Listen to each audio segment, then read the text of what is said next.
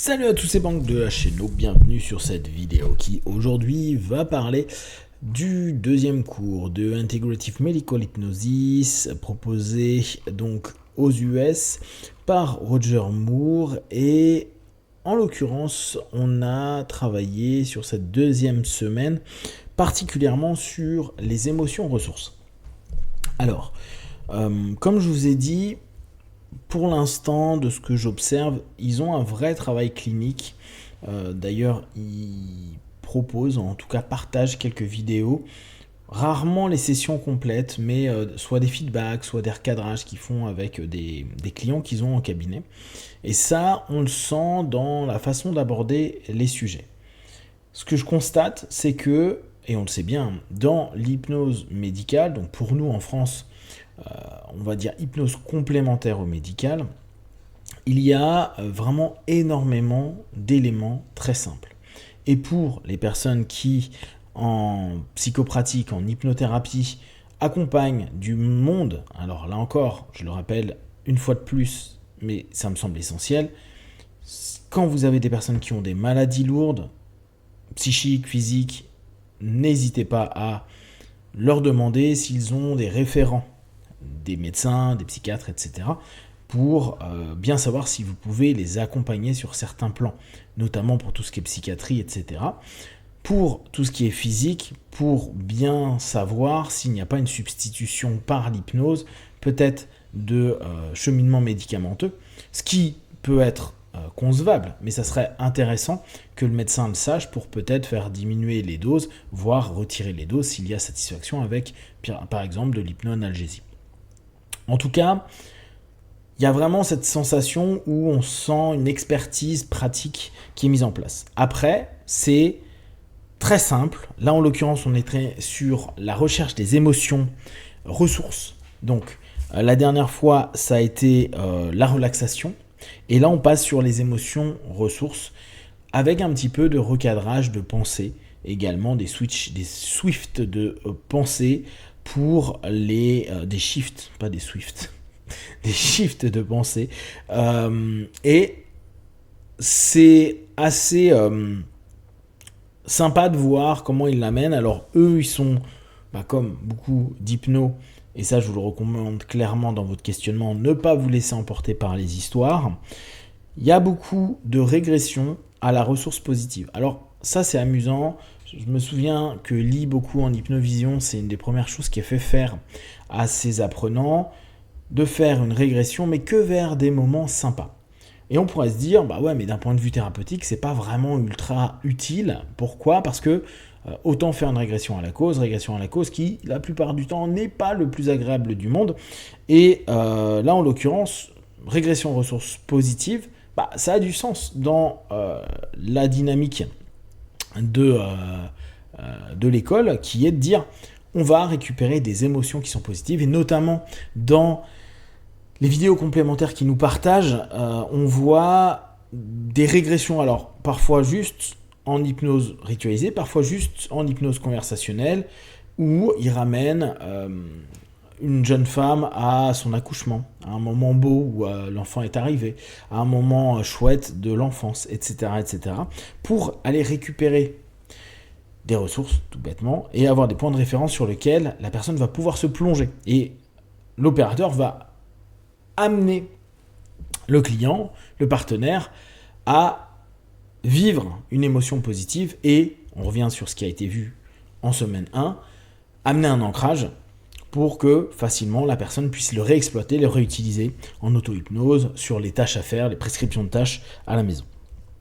On travaille également sur les parts thérapie. Et là encore, il n'y a pas d'éléments d'opposition. C'est vraiment une forme d'hypnose très très conciliante. Et dans cette part thérapie, c'est aller dialoguer avec le corps, c'est aller parler, lui demander ce que l'on veut. Pour l'instant, il n'y a pas tellement de dialogue dans le part thérapie, c'est plus moi en tant qu'opérateur, je m'auto-suggère à moi-même, petit corps, gentil corps, corps qui est blessé, corps qui a mal, corps qui ceci.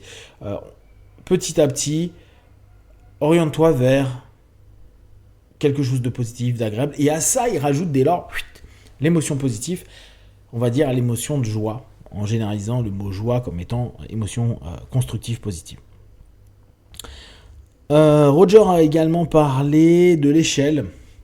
Vous savez, l'échelle qu'on demande très souvent dans le cadre de l'accompagnement. S'il te plaît, est-ce que tu peux me donner sur une échelle de 1 à 10 à combien t'en es par rapport à ta problématique? Alors moi, la plupart du temps, mon 10, c'est le pire et le 1, c'est le mieux. Lui, il fait l'inverse. Il dit le 1, 0, c'est help, il me faut absolument de l'aide.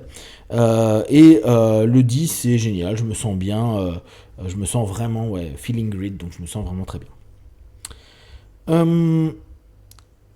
Dans le travail des recadrages, il y a bien sûr, notamment avec les douleurs, un travail en dissociation. Donc il aime bien objectiviser la douleur pour, très classique, vous le connaissez, c'est comme en PNL, ok, donne-moi un peu une forme, ou dis-moi à quoi ça ressemble cette douleur, et après on va travailler le rapport métaphorique, le rendre objet pour le réduire, le grandir, le couper, etc. etc.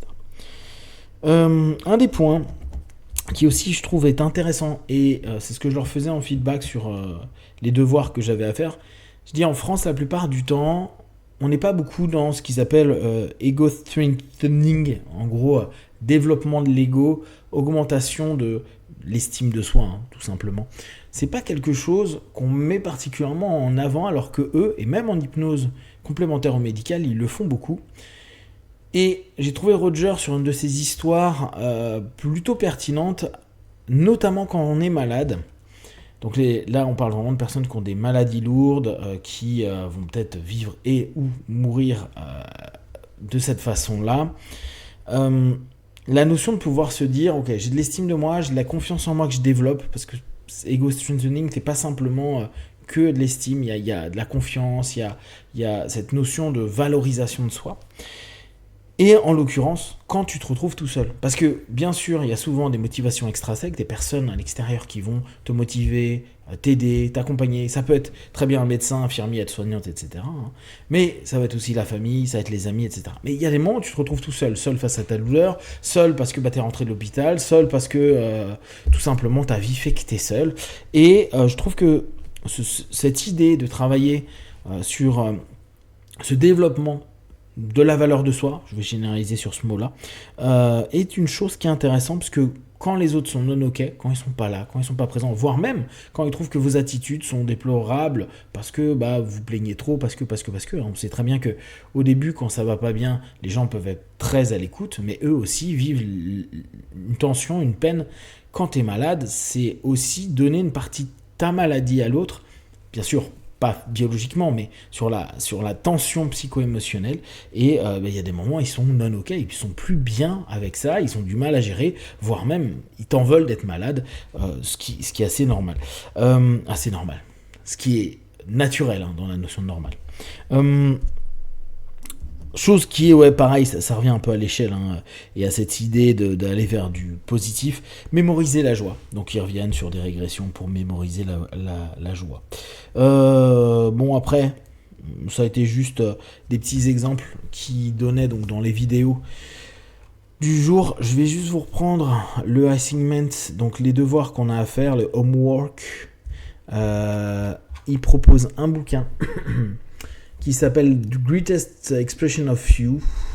Donc je regarderai un petit peu ce que ça donne, qui va être à mon avis justement pour la valorisation, l'ego strengthening et tout ça.